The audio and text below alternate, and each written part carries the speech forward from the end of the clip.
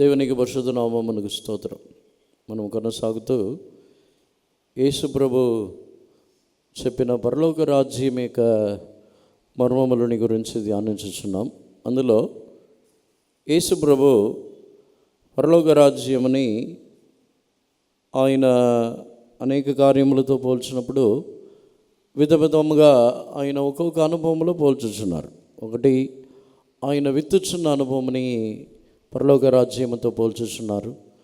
రెండవది, ఆయన అక్కడ కొనుచున్న అనుభవము, కొనుచున్న పరలోక రాజ్యము తాను రూపాంతరపరచబడుచున్న క్రియలని గురించి, తర్వాత త్యాగము చేయించిన అనుభవములని గురించి, ఆ అనుభవములన్నిటినీ వేరే వేరే విధముగా ఆయన మాట్లాడుతున్నారు. దేవునికి పరిశుద్ధ నామమునకు స్తోత్రం. విత్తనములని గురించి చెప్పినప్పుడు అది ఎదుగుచున్న ఒక అనుభవము. రెండవది, పులుసున పిండి అని చెప్పినప్పుడు అది పరలోక రాజ్యం మనలో కలిగించుచున్న రూపాంతర క్రియలు, మనలో జరిగించుచున్న మార్పు, వీటిని గురించి ధ్యానించవచ్చు. దానికి తర్వాత ఆ పరలోక రాజ్యం నిమిత్తము కొనుచున్నది, తాము ఆ పొలముని కొనుచున్న ఒక అనుభవం అనేది త్యాగము చేయించిన ఒక అనుభవము. పరలోక రాజ్యము నిమిత్తము మనల్ని త్యాగము చేయించిన అనుభవములని మనం ధ్యానించి ఉన్నాం. దేవునికి పరిశుద్ధ నామమునకు స్తోత్రం. ఇదే మత్తయి సువార్త 13వ అధ్యాయంలో మనము 47వ వాక్యముని చదివినప్పుడు పరలోక రాజ్యము సముద్రములో వేయబడుచున్న ఒక వలకి పోల్చి చెబుతున్నారు. చదవండి, మత్తయి సువార్త 13వ అధ్యాయము 47వ వాక్యంని చదవండి. దేవునికి పరిశుద్ధ నామమునకు స్తోత్రం. పరలోక రాజ్యము సముద్రములో వేయబడి ఉన్న నానా విధములైన చేపలని పట్టి పట్టుకొనుచున్న వలని పోలి ఉన్నది. దేవునికి పరిశుద్ధ నామమునకు స్తోత్రం. ఎందుకు పరలోక రాజ్యము సముద్రములో వేయబడుచున్న వల అని ఆ వాక్యములని ధ్యానించి చూసినట్లయితే, వారు సముద్రంలో వలని వేయించినప్పుడు ఈ జాలరులు సముద్రంలో వలని వేయించినప్పుడు ఒక నమ్మికతో, విశ్వాసముతో ఆ వలని వేయించున్నారు. వారు అవిశ్వాసముతో వలని వేయించినప్పుడు ఆ చేపలు దొరుకుతుందా దొరకదా అనే అనుమానముతో, అవిశ్వాసముతో కాదు, నిశ్చయముగా అనేక విధములైన చేపలు ఆ వలలో దొరుకుతుందని చెప్పి విశ్వాసముతోనే ఆ వలని వేయించున్నారు. దేవునికి పరిశుద్ధ నామమునకు స్తోత్రం. యేసు ప్రభు ఉపమాన రీతిగా చెప్పిన ప్రతి కార్యములు, యేసు ప్రభు చేసిన అద్భుతములు, యేసు ప్రభు చేసిన అన్నిటికీ ఒక లోతైన అర్థం ఉన్నది. దేవునికి పరిశుద్ధ నామమునకు స్తోత్రం. ఆ వాక్యములని బట్టి చూసినట్లయితే యేసు ప్రభు సముద్రములో వేయబడుచున్న వలకు పోలి ఉన్నది అని చెప్పుచున్నారు. ఒకవేళ నదిలో వేయించిన వలకు పోలి ఉన్నదని చెప్పి ఉండొచ్చు, లేకపోతే కాలువలో, చెరువుల్లో, ఇలా ఇటువంటి స్థలములలో వేయించిన వలని పోలి ఉన్నది అని చెప్పవచ్చు. అని యేసు ప్రభు చెప్పినప్పుడు సముద్రములో వేయించిన వలని పోలి ఉన్నది. దేవునికి పరిశుద్ధ నామమునకు స్తోత్రం. యేసు ప్రభు యొక్క మనసు, పరలోక రాజ్యమని గురించిన మనసుని చూసినట్లయితే ఆయన యొక్క హృదయము, ఆయన యొక్క మనస్సు అన్నీ కూడా విశాలముగా ఉన్నది. విస్తారమైన ఒక అనుభవములోనే యేసు ప్రభు ఉన్నారు. దేవునికి పరిశుద్ధ నామమునకు స్తోత్రం. పరలోక రాజ్యమునకు సంబంధమైన మర్మములని మనము తెలుసుకున్నట్లయితే ఈ వాక్యములని బట్టి చూసినప్పుడు పరలోక రాజ్యముని గురించిన వాక్యములని మనం వినుచున్న కొలది మన యొక్క హృదయం కూడా విశాలముగా మారుచున్నది. మన యొక్క హృదయం కూడా విస్తారమైన అనుభవం గలదిగా మారుచున్నది. లేని ఎడల మన ఆత్మీయ జీవితం ఏ విధముగా ఉంటుందంటే ఒక బావిలో గప్పలాగానే ఉంటాం. బావిలో కూడా చేపలు ఉంటాయి. బావిలో చేపలు ఉంటాయి, చెరువుల్లో చేపలు ఉంటాయి, నదుల్లో చేపలు ఉంటాయి. కానీ యేసు ప్రభు పరలోక రాజ్యముని గురించి చెప్పుచున్నప్పుడు సముద్రములో వేయించిన వలని పోలి ఉన్నదని చెప్పుచున్నారు. ఒక ఆత్మీయ జీవితముని చేయించిన వ్యక్తి యొక్క జీవితంలో ఒక ముఖ్యమైన కార్యం ఏమిటంటే వారి యొక్క హృదయంలో ఒక విశాలత కనబడవలను. దేవునికి పరిశుద్ధ నామమునకు స్తోత్రం. హృదయంలో విశాలత, విస్తరణ లేకపోతే వారు పరలోక రాజ్యమునకు చెందిన వారుగా జీవించలేరు. ఎందుకంటే పరలోక రాజ్యంలో సర్వలోకములో ఉన్న జనులు పరలోక రాజ్యంలో వారు వారసులుగా మారుచున్నారు. అలాగైతే మనము పరలోక రాజ్యంలో ఉండవలనంటే సర్వలోకములో ఉన్న జనులని ఆకర్షించుకొనగలిగిన ఒక విస్తారమైన హృదయం కావాలి. దేవునికి పరిశుద్ధ నామమునకు స్తోత్రం. లేకపోతే పరలోక రాజ్యము మన జీవితముగా ఉండదు. పరలోక రాజ్యము మిక్కిలి విశాలమైనది.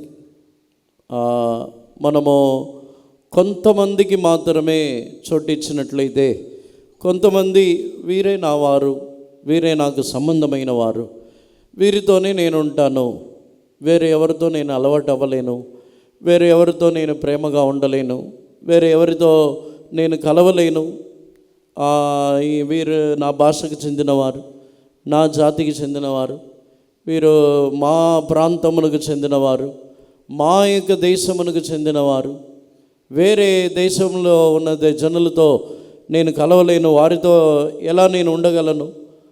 మన యొక్క హృదయము, మన యొక్క ఆలోచనలు విస్తరించకపోతే పరలోక రాజ్యమునకు సంబంధమైన జీవితమని చేయలేము.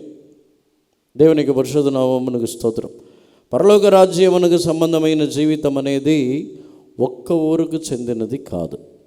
పరలోక రాజ్యమునకు సంబంధమైన కార్యం అనేది ఏ ఏరియాకు చెందినదో, భాషకు చెందినదో, కొంతమంది మనుషులకు మాత్రమే చెందినది కాదు. పరలోక రాజ్యం అనేది సముద్రమంతా, విస్తారమైన సముద్రములో నుండి నానా విధములైన చేపలని పట్టి ఆ ఒడ్డునకు తీసుకుని వచ్చుచున్న వలని పోలినది. దేవునికి పరిశుద్ధ నామమునకు స్తోత్రం. ఈ విస్తారం, హృదయములో ఒక విస్తరణ. ఈ సముద్రం వచ్చి చాలా విశాలమైనది. సముద్రము భూమిలో 4లో 3 భాగములు సముద్రమే ఉన్నాయి. సముద్రముతోనే నిండి ఉన్నది.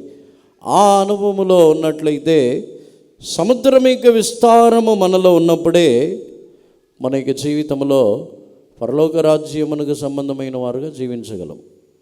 లేకపోతే మన హృదయము కృంగిన అనుభవం గల వారై ఉంటాం.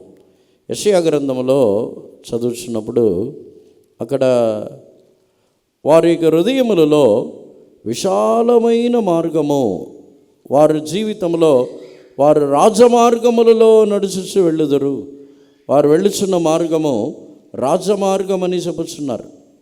దాని గురించి మనం యెషయా గ్రంథము 35వ అధ్యాయము 8వ వాక్యము నుండి చదవండి. అక్కడ దారిగానున్న రాజమార్గము ఏర్పడును, అది పరిశుద్ధ మార్గమనబడును, అది అపవిత్రులు పోకూడని మార్గము, అది మార్గమున పోవు వారికి ఏర్పరచబడును. 3 లైనను దానిలో నడుచుచు త్రోవను త్రప్పక యుందురు. And an highway shall be there, and a way, and it shall be called the way of holiness. The unclean shall not pass over it, but it shall be for those the wayfaring men, though fools shall not err therein. దేవునికి పరిశుద్ధ నామమునకు స్తోత్రం. యెరూషలేముని గురించి, పరలోక రాజ్యముని గురించి రాయబడి ఉన్న కార్యమే. అక్కడ రాజమార్గం ఒకటి ఉండును, విశాలమైన ఒక మార్గం. వారి యొక్క మార్గం వచ్చి రాజమార్గం, విశాలమైన మార్గం. దేవునికి పరిశుద్ధ నామమునకు స్తోత్రం.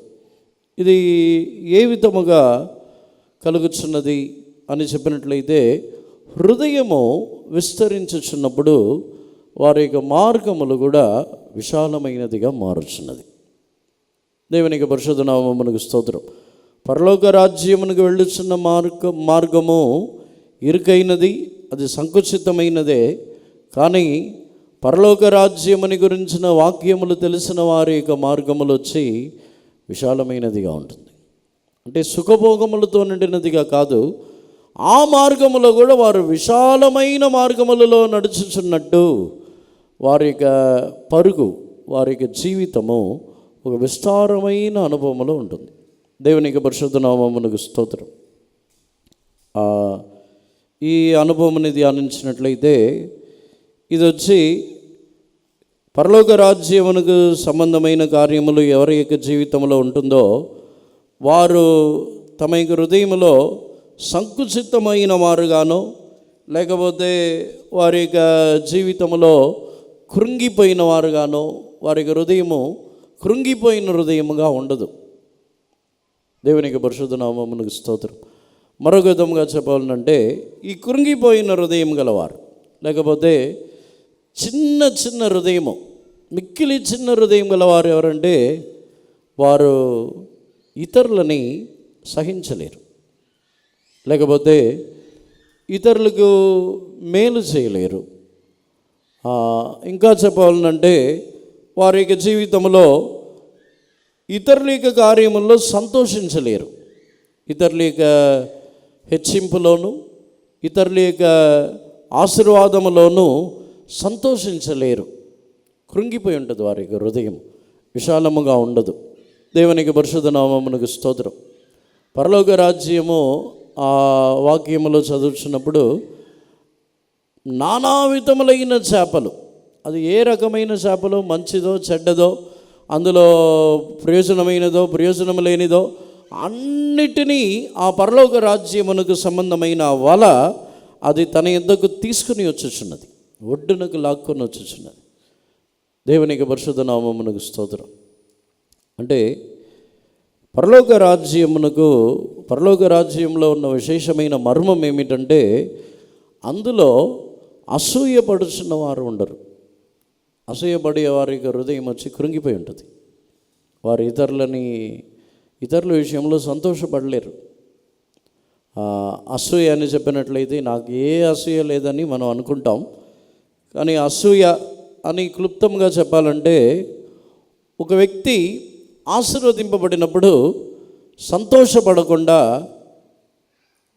ఎలా ఉంటుందంటే, నేను ఇంత యథార్థముగా ఉన్నాను, ఇంత భక్తిగా ఉన్నాను, ఇంత నా జీవితంలో ఎంతో భయభక్తులతో దేవుని కొరకు ఎంతో యథార్థముగా నేను జీవించుచున్నాను, వారు ఇలాంటి దౌర్భాగ్యమైన జీవితమని చేయుచున్నారు, వారి జీవితంలో అన్ని పాపములే కనబడుతున్నాయి, వారు ఆశీర్వాదముగా ఉన్నారు, నాకు ఎందుకు ఆశీర్వాదం లేదు అంటే మీరు జ్ఞానం కలిగిన వారని కాదు, మీకు అసూయ ఉంది అందుకే అడుగుతున్నారు. అలా మీ స్వభావం వచ్చి అసూయతో నిండి ఉంది, అందుకే దేవుణ్ణి అలా అడుగుతున్నారు.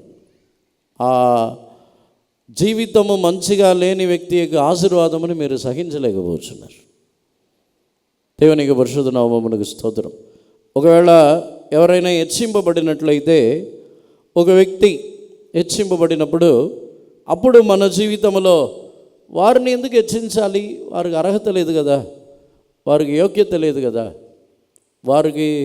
వారిని హెచ్చించడం కంటే నాకు ఎంతో యోగ్యత ఉంది, నాకు అనుభవం ఉంది, నేను ఎన్ని విషయం నేను అర్హత కలిగిన వ్యక్తిని, యోగ్యత నాకుంది, నన్ను ఎందుకు హెచ్చించలేదంటే దానికి కారణం కూడా అసూయ. దానికి కారణం కూడా మనలో అసూయ ఉంది. కాబట్టి అర్హత లేని విషయమే కాదు, అది దేవుని వంతు హెచ్చించటం అనేది. హెచ్చింపబడిన వ్యక్తిని గురించి ఎందుకు వారిని హెచ్చించాలి, ఎందుకు వారు హెచ్చింపబడాలి అనే తలంపు వచ్చిందంటే మన హృదయం పరలోక రాజ్యమునకు సంబంధమైన హృదయం కాదు. సామెతల్లో సొలొమోను ఇలా చెప్పుచున్నాడు, దుష్టులని గురించి నీవు మత్సరపడవద్దు. నీ జీవితంలో మంచివాళ్ళని గురించి కాదు మత్సరపడకుండా ఉండటం అనేది, దుష్టులని గురించి నీవు మత్సరపడవద్దు. ఆ వాక్యమని చదవండి. దుష్టులని గురించి ఎంత మాత్రము కూడా వారిని గురించి నువ్వు మత్సరపడవద్దు దుష్టుల్ని గురించి నువ్వు హృదయముని కఠినపరచుకునవద్దని రాయబడి ఉన్నది. 24వ అధ్యాయము మొదటి వాక్యముని చదవండి. సామెతలు 24వ అధ్యాయము మొదటి వాక్యం. దుర్జనులను చూచి మస్తర పడకుము, వారి సహవాసము కోరకుము. చాలు. Be not thou envious against evil men, neither desire to be with them. దుష్టుల్ని గురించి మచ్చరపడవద్దు. వారు దుష్టులే, కానీ వారిని గురించి కూడా అసూయపడకూడదు. దేవునికి పరిశుద్ధ నామమునకు స్తోత్రం. ఇవి వచ్చి మనకి సంఘములలో అధికముగా జరుగుతున్న కార్యము. కారణం ఏమిటంటే మనకు పరలోక రాజ్యమునకు సంబంధమైన మనసు లేదు. పరలోక రాజ్యమునకు సంబంధమైన మనసు ఎలా ఉంటుందంటే ఆ సముద్రములో వలని వేయించున్నప్పుడు సముద్రమే అగాధముల్లో మంచివి ఉంటాయా, చెడ్డవి ఉంటాయా, అక్కడ సముద్రమే అగాధముల్లో మనకు పనికొచ్చే ఉంటాయా, పనికిరాని ఉంటాయా, ఏమీ తెలియదు. విశ్వాసముతో వలల్ని వేయటమే. దేవునికి పరిశుద్ధ నామమునకు స్తోత్రం. మనం ఆ వలల్ని వేయించున్నప్పుడు అవి మంచి వస్తాయా, చెడ్డవి వస్తాయా అని చెప్పి వలల్ని వేసి లాగినప్పుడు దాన్ని ఒడ్డుకు లాగేంతవరకు కూడా, ఆ దోణి మీద ఆ వలని తీసి ఎక్కించి అంతవరకు కూడా సముద్రములోనే మంచివి చెడ్డవి ఉన్నాయని చూడరు. ఎక్కించిన తర్వాతనే మంచివి చెడ్డవి విడదీసి దానిని పడవేయుచున్నారే తప్ప వలని లాగుచున్నప్పుడే ఇవన్నీ చెడ్డవి వస్తున్నాయి, దాంట్లో మంచి ఉన్నాయి చెడ్డవి ఉన్నాయని చెప్పి అన్నిటినీ వదిలేరు. దేవునికి పరిశుద్ధ నామమునకు స్తోత్రం. హృదయములో విశాలత లేకపోతే పరలోక రాజ్యమునకు సంబంధమైన హృదయం కాదు.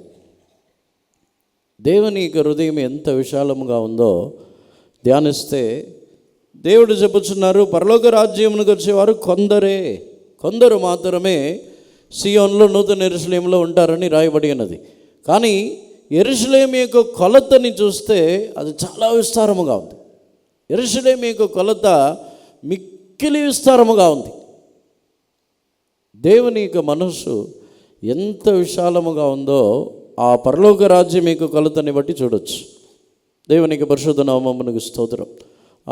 ఆయన యొక్క మనస్సుని ధ్యానించి చూసినట్లయితే నరకము పెద్దది అనుకుంటున్నారా, చిన్నది అనుకుంటున్నారా?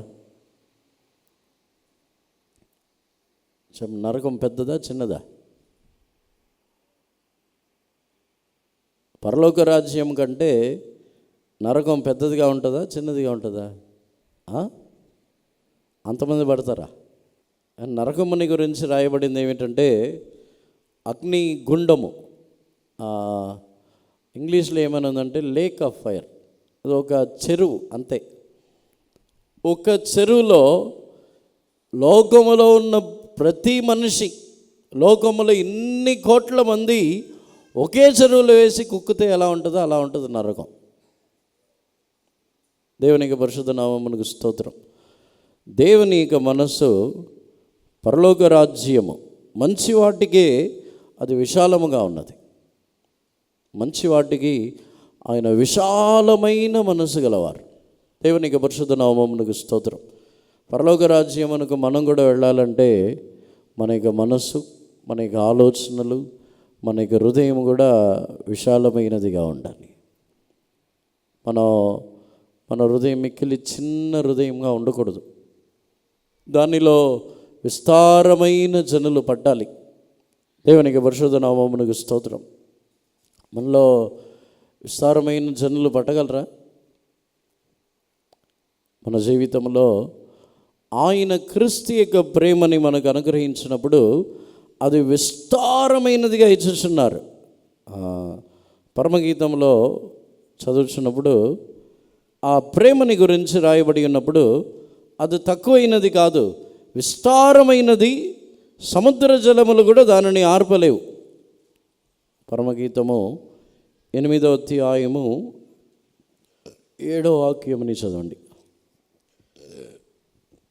అగాధ సముద్ర జలము ప్రేమను ఆర్పజాలదు, నదీ ప్రవాహములు దాని ముంచివేయ జాలవు. చాలు. Many waters cannot quench love, neither can the floods drown it. If a man would give all the substance of his house for love, it would utterly be contemned. సముద్ర జలములు దానిని ఆర్పజాలవు. ఆ ప్రేమ ఇంకా ఎంత పెద్దది ఉంటుంది. అగ్ని జ్వాల వచ్చి ప్రేమని గురించి ఇక్కడ రాయించినప్పుడు అది అగ్ని జ్వాలకు సమానమైనది అంటున్నాడు. అది ఎంత విస్తారముగా ఉండి ఉండవచ్చు. సముద్ర జలములు కూడా ఆర్పివేయలేనంత ప్రేమ అంటే అది ఎంత అధికముగా ఉంటుంది. సముద్రం యొక్క నీళ్లు కంటే ఎక్కువగా ఉండాలి. ప్రేమని కూడా దేవుడు మనకు విస్తారమైనదిగా ఇచ్చి ఉన్నారు. తక్కువ ప్రేమ కాదు. ఒక్కరికి మాత్రమే ప్రేమ చూపించటకు కాదు, లేకపోతే ఒక్క సంఘములో ఉన్నవారికి మాత్రమే కాదు, మనకు అనుకూలంగా ఉన్నవారికి మాత్రమే కాదు, మనకు తెలిసిన వారికి మాత్రమే కాదు. ఈ ప్రేమ వచ్చి సముద్రం యొక్క జలములు కూడా ఆర్పలేనంత ప్రేమ అంటే సముద్రం కంటే ఇంకా విస్తారమైనది ఆ ప్రేమ, ఆ యొక్క అగ్ని జ్వాలలు. అలాగైతే మనం మన తోటి వారితో ఎలా మనం ప్రేమ చూపించగలము? ప్రేమ చూపించాలంటే మనకు అనుకూలంగా ఉంటే ప్రేమ చూపిస్తాం. మనకు అనుకూలంగా లేకపోతే, మనకు విరోధంగా ఉంటే, మనకు నష్టములని కలుగజేస్తే, మన జీవితంలో ఏమైనా మనల్ని గురించి చెడుగా మాట్లాడితే, మనల్ని మోసము చేస్తే, ఆ టైంలో చూపించేది ప్రేమ. అనుకూలంగా ఉన్నవారికినో లేకపోతే మన తోటి వారికిను, మనతో ఉన్నవారికి, మనతో ప్రేమతో ఉన్నవారికి ప్రేమ చూపించటము అది వచ్చి సాధారణంగా అందరు లోకస్తులు కూడా చూపిస్తారు. కానీ క్రీస్తు ప్రేమ అనేది మన జీవితంలో మనకి విరోధులు, మనల్ని విరోధించేవారు, లేకపోతే మనల్ని హింసించేవారు, మన మీద చెడ్డగా మాట్లాడేవారు, మనల్ని గురించి చెడు కార్యములని ప్రకటించేవారు, వారి మీద చూపించేదే ప్రేమ. వారికి చూపించేదే నిజమైన ప్రేమ. అది క్రీస్తు ప్రేమ మన యొక్క జీవితంలో ఎంత విస్తారంగా పెరిగిందో అంతమందికి మనం ప్రేమ చూపించగలము. విరోధముగా ఉన్నవారు, మనకు అనుకూలంగా ఉన్నవారి విషయంలో కాదు, ఇప్పుడు చెప్పేది వచ్చి మనకు అనుకూలంగా ఉన్నవారి విషయంలో ప్రేమ చూపించడం అనేది పెద్ద విషయం కాదు. ఒకవేళ మనకు అనుకూలంగా ఉన్నవారికి కూడా మనం ప్రేమ చూపించకపోతే మనం ఇంకా దౌర్భాగ్యమైన పరిస్థితిలో ఉన్నాం. దేవునికి పరిశుద్ధ నామమునకు స్తోత్రం. నిజమైన క్రీస్తు ప్రేమ అని చెప్పినప్పుడు మనకు అనుకూలంగా లేని వారికి మనం ప్రేమ చూపించాలి. అది ఒక అవకాశం. మనం వచ్చి పోరాడతాం. వాళ్ళు నిన్ను ఇలా చేశారు, నా గురించి ఇలా మాట్లాడారు, నాకు విరోధంగా చేశారు, నాకు నష్టం కలిగించారు, నన్ను బాధ పెట్టారు, పోరాడతాం. అది వెరితనం, అది వచ్చి బుద్ధిహీనత. కానీ మనం క్రీస్తు యొక్క ప్రేమను చూపించడానికి అది ఒక అవకాశం. సాతానుడు వచ్చి ఆ టైంలో క్రీస్తు ప్రేమ అంతా గుర్తుగా తీసుకుని రాడు. మన హృదయం చిన్నది కదా, మన హృదయం పెద్దదైతే ప్రేమ చూపించాలని మనసు వచ్చింది. మన హృదయం చిన్నది కాబట్టి పోరాడతాం, గొడవ పడతాం, యుద్ధం చేస్తాం. మనం అనుకుంటాం నాలాంటి వారు ఎవరు లేరని. కానీ ఆ హృదయం పనికిరాని హృదయం. ఆ హృదయం వచ్చి చాలా చిన్నది, అది దుష్టతనములతో నిండి ఒక హృదయం. అది వచ్చి ఇంగ్లీష్లో కంజెస్టెడ్ హార్ట్. అది కంజెస్టెడ్, అది వచ్చి ఇరుకుగా ఉన్న హృదయం. దాంట్లో ఎక్కువ మంది పట్టరు, చెడ్డవాళ్ళు పట్టరు, మనకు విరోధమైన వాళ్ళు పట్టరు, దాంట్లో పట్టలేరు. అది ఎందుకంటే కంజెస్టెడ్, అది చాలా ఇరుగ్గా ఉంటుంది. దేవునికి పరిశుద్ధ నామమునకు స్తోత్రం. పరలోక రాజ్యము సముద్రములో వేయబడుచున్న వల. సముద్రంలో చిన్న చిన్న వలలు వేయరు, సముద్రంలో పెద్ద పెద్ద వలలు వేస్తారు. ఈ కాలువల్లో ఇంకా కొన్ని చెరువుల్లో అయితే చిన్న చిన్న వల వేసి పడతారు. సముద్రంలో వేయించిన వల చిన్నది కాదు, పెద్దది. సముద్రంలో వాటి యొక్క ప్రవాహమని తట్టుకోవాలి. సముద్రంలో వేరే అంటే సముద్రంలో వేయించిన వలని గురించి ఆలోచిస్తే వాటిలో ఒకవేళ మంచి కార్యములు కాకుండా చెడు కార్యములు వచ్చి వాళ్ళని పాడు చేసే వచ్చినా దాన్ని కూడా తట్టుకొని లాక్కొని రావాలి. అదే పరలోక రాజ్యం. దీన్ని నేను సహించలేను, దీన్ని వదిలేస్తానంటే వాళ్ళ మొత్తం సిరిగిపోతుంది. దాంట్లో ఏముండదు, మంచి కూడా ఉండవు. నేను తట్టుకోలేను, నేను ఎందుకు సహించుకోవాలి ఇవన్నీ అనుకుంటే ఇవన్నీ కాదు అని చెప్పి వాళ్ళని చింపేస్తే అందులో మంచి కూడా ఉండవు, అన్నీ పోతాయి, ఏమీ ఉండవు, శూన్యముగా వస్తాం. నాకు చెడు వద్దు, మంచి మనుషులు మాత్రమే కావాలి, నేను చెడ్డవారిని ఎవరిని నేను సహించలేను, అంత నీతివంతుడిని నేనంటే ఒక్కరు కూడా మిగలరు మన జీవితంలో. ఒక్క వ్యక్తి కూడా చివరిలో పరలోక రాజ్యమునకు వెళ్ళే సమయంలో నువ్వేం సంపాదించావంటే ఒకరు కూడా మిగలరు. నాలాంటి మంచివాళ్ళే లేరు, నాలాంటి పరిశుద్ధులే లేరు, నాలాంటి నీతిమంతుడే లేరు, కాబట్టి నాకు చెడ్డవాళ్లే వద్దు, మిగతా వాళ్ళందరూ నా కంటికి అలాగే కనబడతారు, వాళ్ళ స్నేహము వాళ్ళు నాకు వద్దే వద్దంటే ఒక్కళ్ళు కూడా మిగలరు. దేవునికి పరిశుద్ధ నామమునకు స్తోత్రం. యేసు ప్రభు యొక్క జీవితంలో ఆయన సమస్త జనుల కొరకు ఆయన మరణించి ఉన్నారు కాబట్టి ఇప్పుడు సర్వలోకములోనూ ఆయనని వెంబడించి అనేక కోట్ల మంది జనులు ఉన్నారు. యేసుప్రభు ఆ దినముల్లోనే నేను నీతిమంతుల కొరకే మరణించాను, పాపుల కొరకు కాదంటే ఎంతమంది మిగిలి ఉంటారు? నేను పాపుల కొరకు మరణించలేదు, నీతిమంతుల కొరకే మరణించానని యేసుప్రభు చెప్పి ఉంటే ఇప్పుడు కాలంలో ఎంతమంది ఉండి ఉంటారు? ఎంతమంది నీతిమంతులు ఉండి ఉంటారు? మనమందరము కూడా పాపుల్ని ఆయన క్షమించి పాపుల కొరకు మరణించారు కాబట్టి మనం ఇక్కడ ఉన్నాం. ఆయన నీతిమంతుల కొరకు మాత్రమే మరణించుంటే ఇక్కడ మనం ఈ దరిదాపులో కూడా కనపడం, ఈ ఏరియాలోనే మనం రాలేం. దేవునికి పరిశుద్ధ నామమునకు స్తోత్రం. పరలోక రాజ్యం అనేది సముద్రంలో వేయబడుచున్న వల, అది విస్తారమైనది. మన యొక్క మనస్సు, హృదయము ఇంకా కృంగిపోయిన హృదయంలాగా, కంజెస్టెడ్, అలా ఇరుకైన హృదయముగా మన యొక్క హృదయం ఉండకూడదు. మన యొక్క హృదయం కొంచెం విశాలముగా మారాలి. మన హృదయంలో విశాలత రావాలి, దాంట్లో అనేకులు పట్టాలి. చాలామంది అందులో విశ్రాంతితో ఉండాలి. ఒక చిన్న ఇల్లు ఉందనుకోండి, ఆ చిన్న ఇంట్లో ఎక్కువ మంది వస్తే ఆ చిన్న ఇల్లు వచ్చి తట్టుకోదు. ఏదో గలిబిలిగా అందరూ ఉండలేరు, ఎలా ఉంచాలి, ఎంతమంది ఎన్ని రోజులు ఉండగలరు, వీలైనంత వరకు వాళ్ళని పంపించడానికి చూస్తాం, ఎందుకంటే మీరు ఉండలేరని. అదేవిధంగా ఒక విశాలమైన గృహం ఉంటే ఎంతమంది వచ్చి ఉండమంటాం, వెళ్ళమని చెప్పం. మన హృదయంలో కలవరం రాదు. వీరికి ఎలా బస చేయడానికి, ప్లేస్ ఎలా చేయాలి, ఎలా సిద్ధపరచాలి, ఏం చేయాలి, ఇలాంటి ఆలోచన రాదు. ఎంతమంది అయినా రాని ఉండవచ్చు అంటాం. మన హృదయం విశాలంగా ఉంటే మన హృదయంలో చాలామంది పడతారు. చాలామంది యొక్క చెడు ఆలోచనలు కాదు, అనేకుల మీద ఉన్న ప్రేమ మనకి హృదయంలో ఉంటుంది. అనేకులని మనం ప్రేమించగలం. ఏదో పర్టికులర్గా కొంతమందిని మాత్రమే కాదు, అందరినీ మనము ప్రేమించుచున్న ఒక హృదయము, మన హృదయం వచ్చి విశాలముగా మారినప్పుడే జరుగుతుంది. ఈ విశాలమైన హృదయం వచ్చి ఊరికే మారదు, దానికి ఒక అభిషేకము కావాలి, పరిశుద్ధాత్మిక అభిషేకము కావాలి. దానికి ఉదాహరణగా చెప్పాలంటే రాజుల యొక్క కాలంలో వారు అభిషేకింపబడటానికి ముందు వరకు తమ యొక్క ఇంటిని గురించి మాత్రమే చింతగలవారు.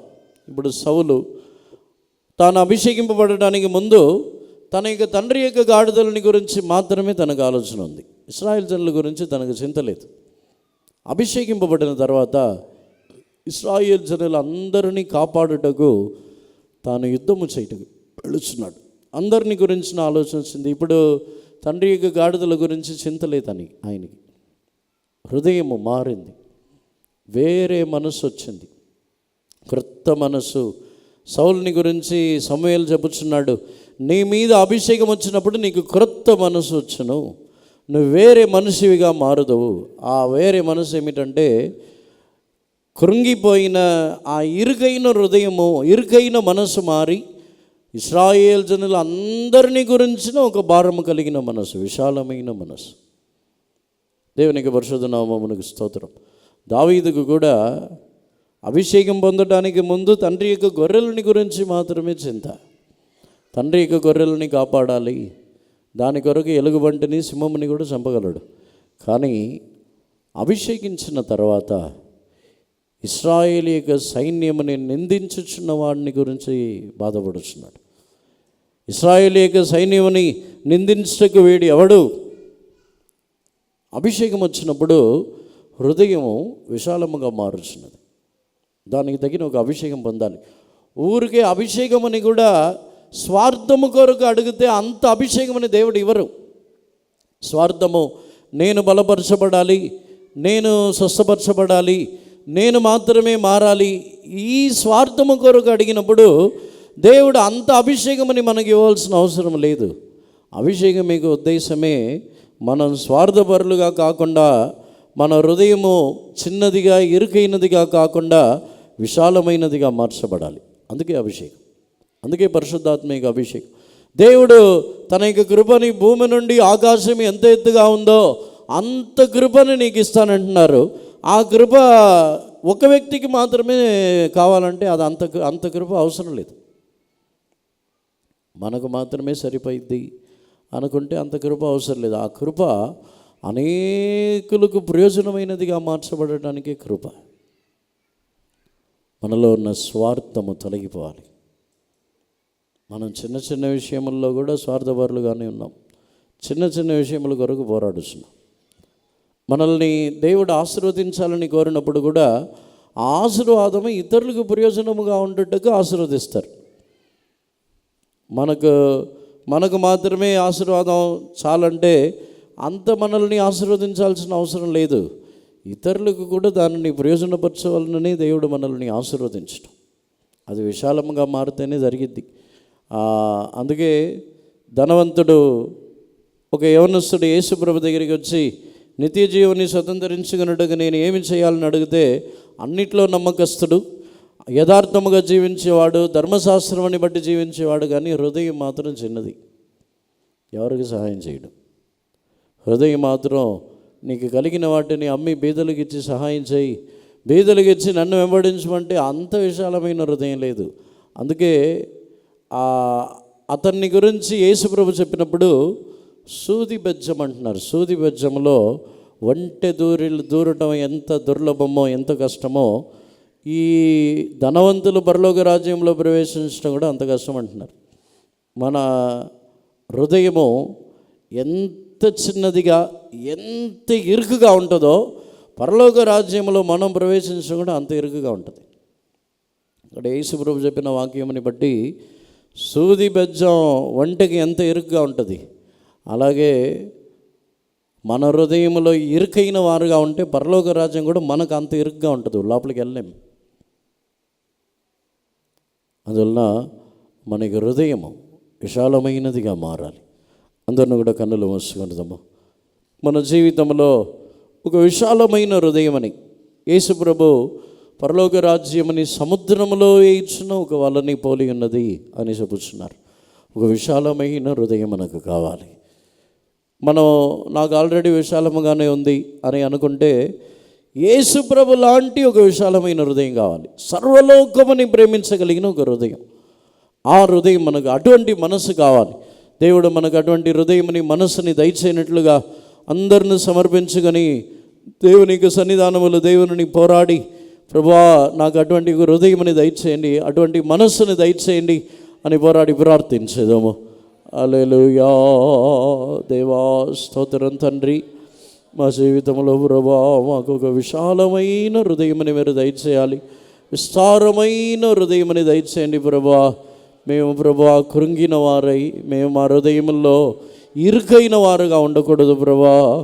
మీరు విశాలమైన మనసుని, విశాలమైన హృదయముని మీరు మాకు దయచేయండి అయ్యా. స్తోత్రం దేవా.